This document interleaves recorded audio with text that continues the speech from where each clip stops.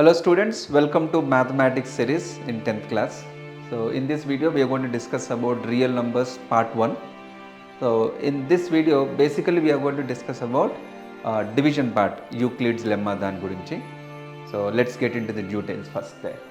So మనకి ఆల్జీబ్రాలో 4 basic operations ఉన్నాయి: అడిషన్, సబ్ట్రాక్షన్, మల్టిప్లికేషన్, డివిజన్.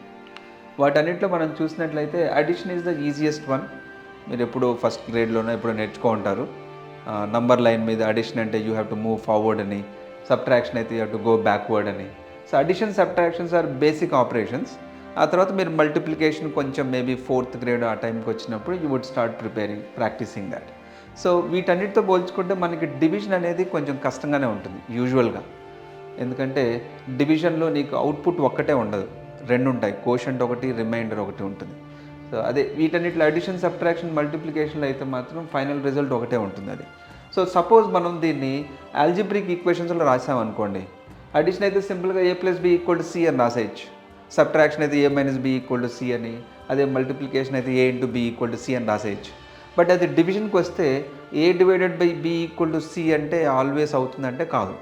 అది ఎప్పుడు అవుతుంది? ఓన్లీ రిమైండర్ 0 అయినప్పుడే. సో ఇక్కడ కొంచెం ఛాలెంజ్ వస్తుంది అనమాట. అందుకని మనం డివిజన్ అనేదాన్ని జనరలీ హయ్యర్ లెవెల్ క్లాసెస్లో మనం ఇంట్రడ్యూస్ చేస్తాము. మీ 10th క్లాస్లో ఈ డివిజన్ మీద మోర్ డెప్త్లో చదువుతాం మనం, and we try to understand it in a better perspective. So ఈ చాప్టర్, రియల్ నెంబర్ చాప్టర్లో డివిజన్ గురించి ఎంత డీటెయిల్గా నేర్చుకోవడం అనేది ఇంపార్టెంట్ అనమాట. దానికి సంబంధించిన థియరమ్స్ కానీ వేరియస్ కాన్సెప్ట్స్ మనం ఈ చాప్టర్లో కవర్ చేస్తాం. So that's a basic idea.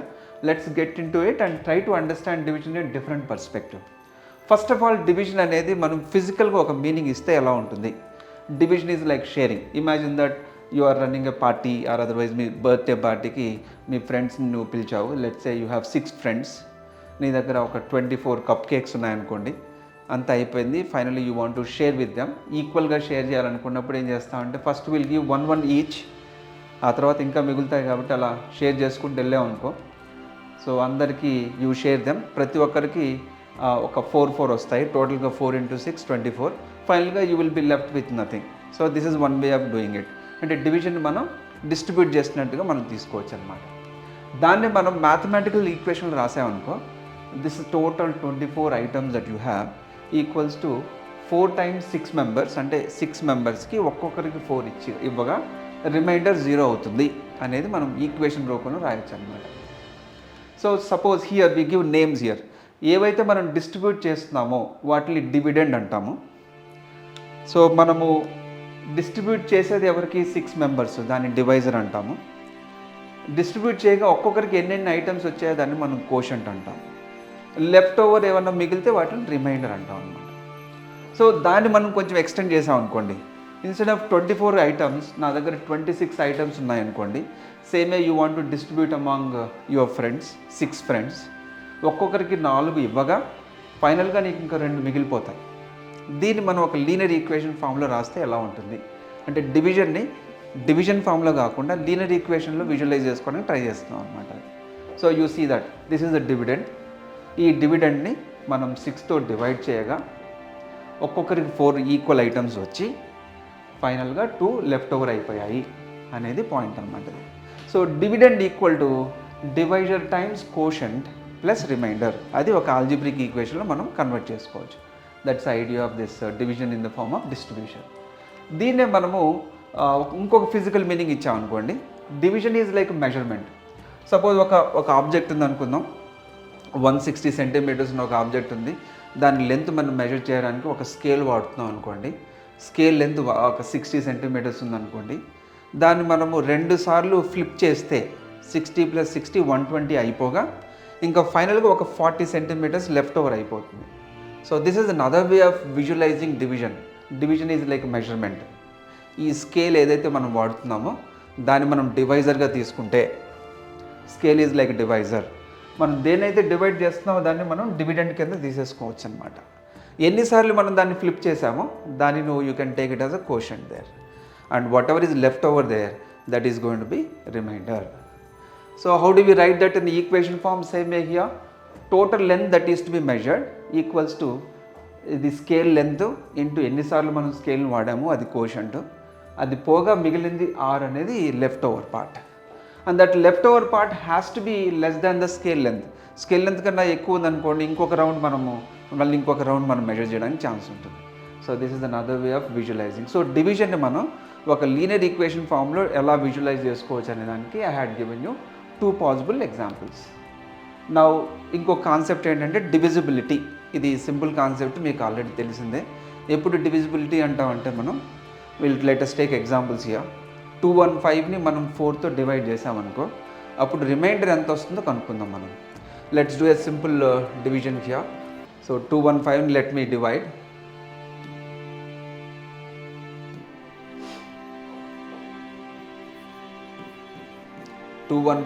నేను 4తో డివైడ్ చేస్తున్నాను.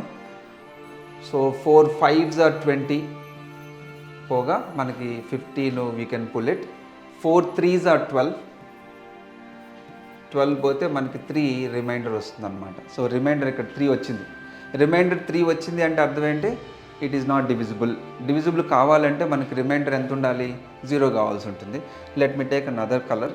So let's say I will take 132/11 here. దీన్ని కూడా మనం చెక్ చేద్దాం. 132 ఐ విల్ టేక్ హియర్. దాన్ని మనము 11తో డివైడ్ చేసామంటే 11 1s are 11, అప్పుడు మనకి 22 వస్తుంది. 11 2s are 22 పోతే రిమైండర్ ఇక్కడ 0 వచ్చింది. సో ఈ కేసులో మనకి రిమైండర్ 0 వచ్చింది. But in other case remainder is not 0. ఎప్పుడైతే రిమైండర్ 0 వస్తుందో అప్పుడు మనం ద డివిజిబిలిటీ రూల్ సాటిస్ఫై అయినట్టు తీసుకుంటాం అనమాట. So if r equal to 0 then we say that capital D is divisible by small d. Divisibility condition ఏంటంటే remainder 0 కావాలి. That's important thing here. Okay, let's go for theorem now.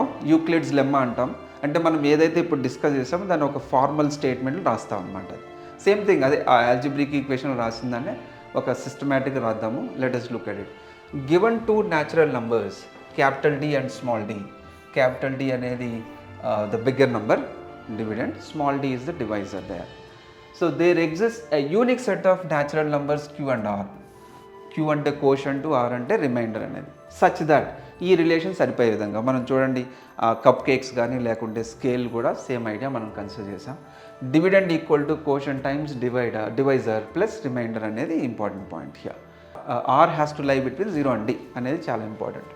So it cannot be equal to D, it cannot be more than D.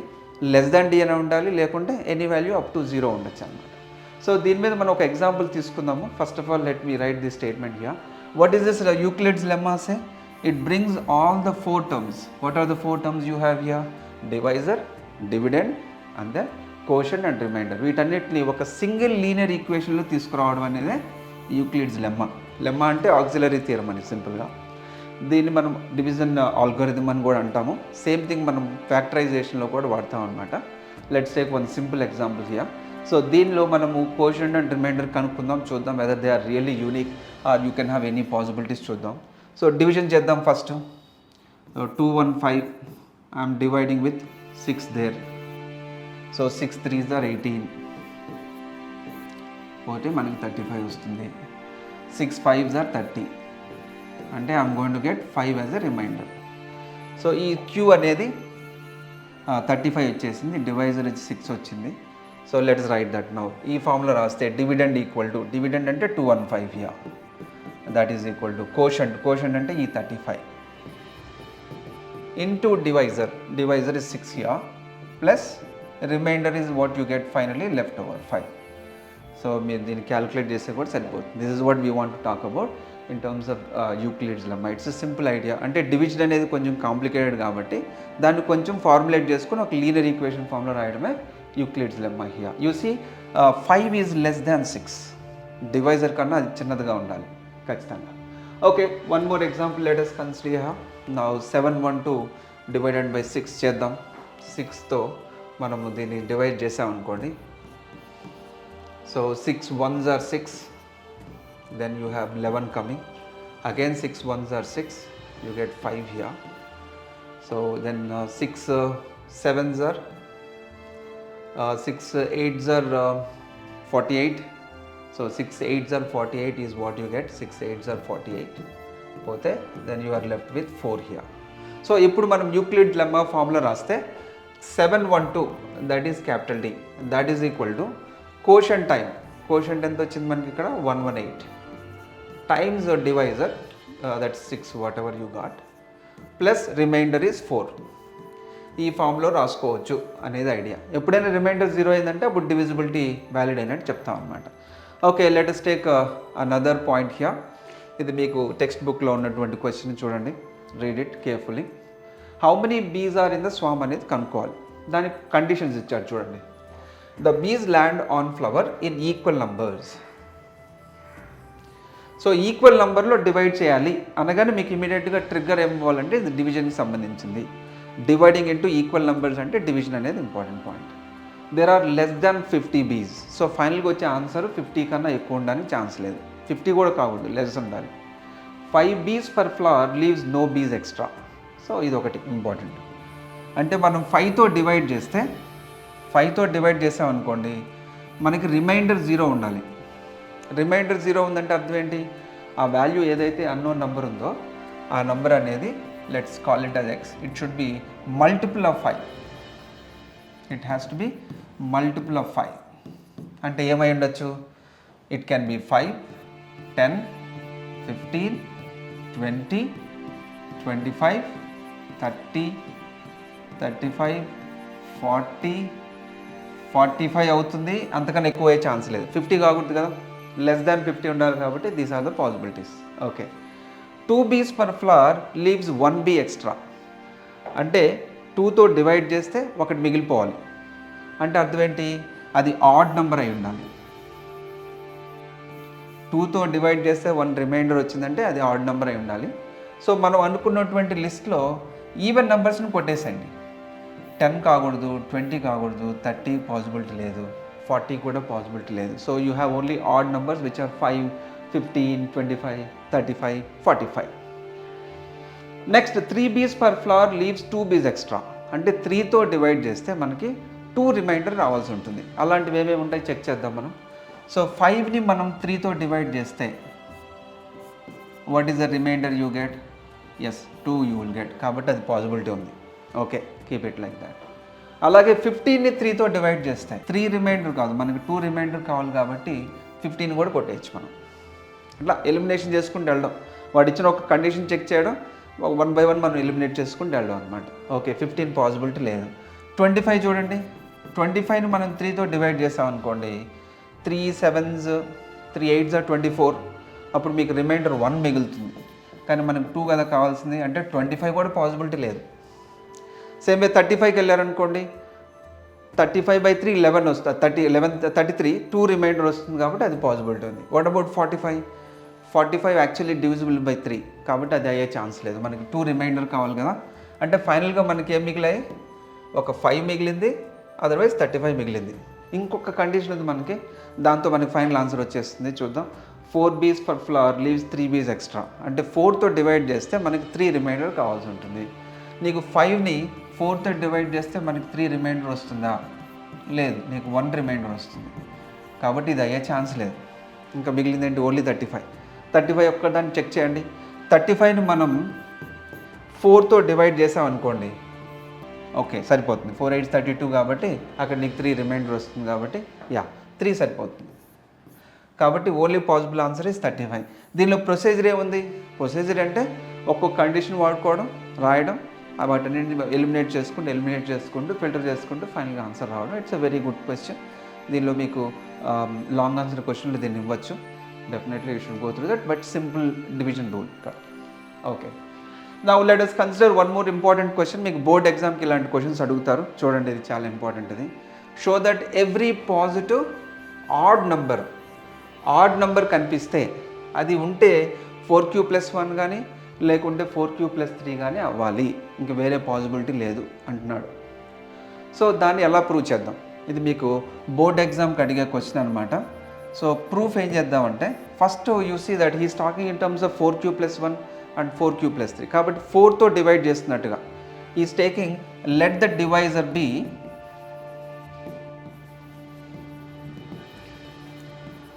Small d equal to 4 అనుకుందాం. 4తో divide చేస్తున్నాడు కదా, 4 అనుకుందాం. అప్పుడు reminder అవ్వడానికి possibilities ఏముంటాయి? Reminder could be 0 1 2 3 అంతే, అంతకన్నా ఎక్కువ ఛాన్స్ లేదు. అదే Euclid's lemma says that 0 less than or equal to r less than d కావాలి. కాబట్టి 0 1 2 3 అయ్యే ఛాన్సెస్ ఉన్నాయన్నమాట. అయితే అప్పుడు ఆ నంబర్ ఏం కావచ్చు అంటే క్యాపిటల్ డి అనేది అయితే 4 ఇంటూ సమ్ క్యూ కావచ్చు, లేకుంటే 4q ప్లస్ 1 కావచ్చు, అదర్వైజ్ 4q ప్లస్ 2 కావచ్చు, 4q ప్లస్ 3 కావచ్చు. Okay, 3 possibilities, 4 possibilities. 4q plus 0 అంటే 4q. ఇవి అయ్యా అనుకోండి, వాడు అడుగుతున్న క్వశ్చన్ ఏం చూడండి, ఎవ్రీ పాజిటివ్ ఆడ్ ఇంటీజర్ అంటున్నాడు వాడు. అంటే వీటిలో ఉన్న వాటిల్లో ఆడ్ ఇంటీజర్స్ మాత్రమే తీసుకోవాలి, ఈవెన్ వాటిని ఎలిమినేట్ చేసేయాలి. You see 4q is divisible by 4, అంటే డివిజిబుల్ బై 2 కూడా కదా, ఇది ఈవెన్ అయిపోతుంది ఇది.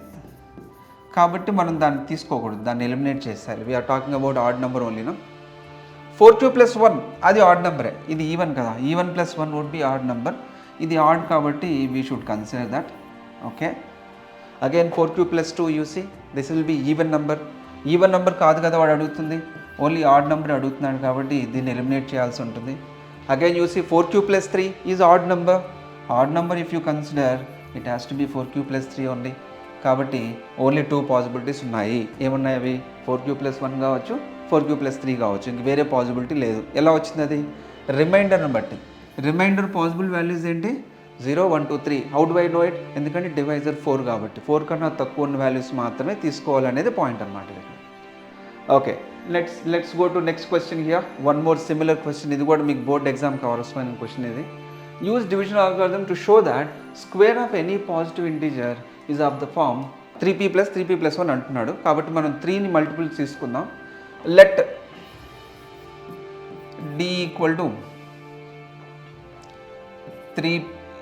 3q ప్లస్ r అనుకుందాం. అంటే అక్కడ మనం 3 అనేది డివైజర్గా తీసుకున్నాం అనమాట. సో డివైజర్ మనకి 3 వచ్చింది అనుకోండి, అప్పుడు రిమైండర్ ఏం కావాల్సి ఉంటుంది చెప్పండి? Remainder only 3 possibilities. ఏం పాసిబిలిటీస్ ఉన్నాయి? 0 కావచ్చు, 1 కావచ్చు, 2 కావచ్చు. 3 అయ్యే ఛాన్స్ లేదు కదా, ఎందుకంటే it has to be less than divisor కదా. అయితే అప్పుడు క్యాపిటల్ డి అనేది ఏం కావాలి? ఐదర్ 3q కావాలి, లేకుంటే capital d equal to 3q plus 1 కావాలి, లేదంటే capital d equal to 3q plus 2 కావాలి. These are the possibilities you have here. ఇప్పుడు మనం దాన్ని స్క్వేర్ చేసామనుకోండి, స్క్వేర్ చేయమంటున్నాడు కదా, స్క్వేర్ ఆఫ్ ఎనీ నంబర్ అంటున్నాడు, ఎనీ పాజిటివ్ ఇంటిజర్ అంటున్నాడు కాబట్టి స్క్వేర్ చేద్దాం. డి స్క్వేర్ కనుక్కుంటే దీని నుంచి మనకి డి స్క్వేర్ ఏమొస్తుంది? 3q whole square. 3q whole square is 9q square.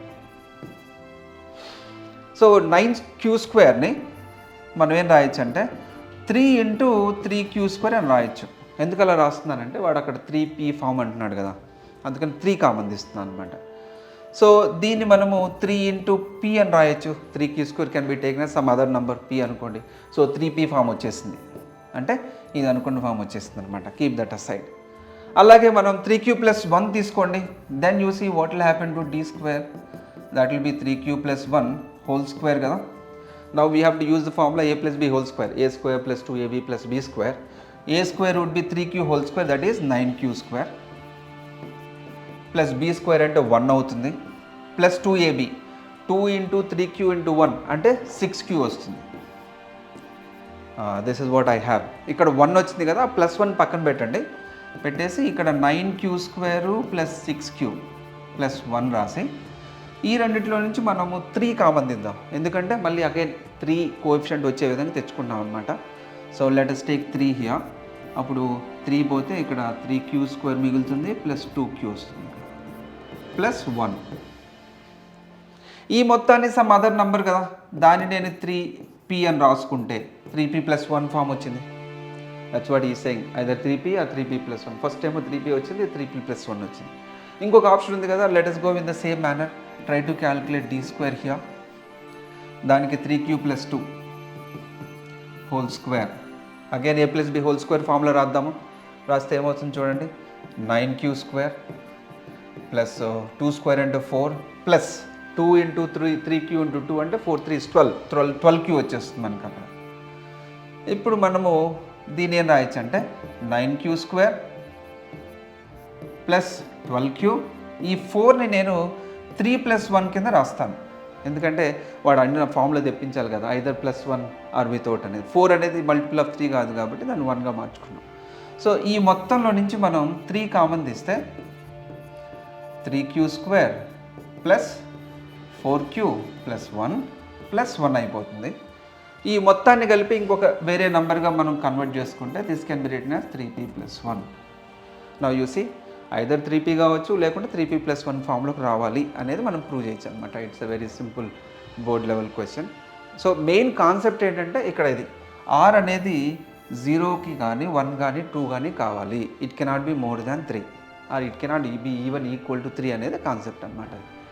So now let us look at some simple questions. Theory ఈ రోజుకి నేను కవర్ చేయాలనుకుంటే నేను చేసేసాను. దీని మీద కొన్ని క్వశ్చన్స్ మనం let us see finally. What is division like? చెప్పండి, చూడండి. What is that you understand from this video? Is it playing or combining, sharing or measuring? What do you think? What is the answer you want to give? Yes, so it is sharing, or in terms of measuring you can look at it. So go back and try to understand this video again if you have any confusion. Next question, what is a dividend? Dividend ante enti? Names telusundali meeku clear ga. Ante numerator, denominator, లేకుంటే డివైడ్ చేయగా మిగిలిన రిమైండరా, left ఓవరా, ఏమవుతుంది చెప్పండి? Are we ready with the answer? The answer is yes, numerator. What is dividend? Numerator. Okay, next question, what is the divisor? I think now you will get it very easily. Yes, that is the denominator. These are all the simple terminologies, you should be comfortable with it. Next చూడండి, ఇది find the quotient and remainder for this 19/5. Very quickly, simple formula. So ఇది dividend, ఇది divisor.